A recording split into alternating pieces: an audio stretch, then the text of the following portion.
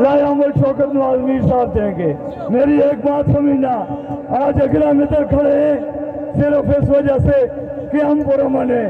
हम 13 मई को भी पुरअमन रहे, हम 5 दिसंबर को भी पुरअमन रहे, हम कल भी उस वक्त पुरअमन रहे जब रियासत ने बदमाशी की, जान दालाकारों और सूलतकारों को अमन मार्च के नाम पर हम पर गोलियां बरसाई।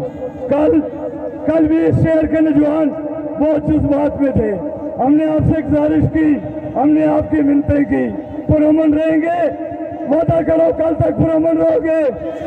हाथ उठाकर वादा करो कि जो अगला लायामल शौकत नवाज मीर देने जा रहा है, एक्शन कमेटी देने जा रही है, उसको मद्देनजर रखते हुए आगे बढ़ेंगे। जो बात शेख जावेद ने की, इसके जज्बात हमारे साथ हमारे नौजवानों को गोलियां मारी गई, इसके जज्बात सरांकों पर, लेकिन हमारी तहरीक की कामयाबी पुरअमन रहने में, उस वक्त तक पुरअमन रहना है जब तक आजाद कश्मीर के ये 30 लोग न मारे जाए।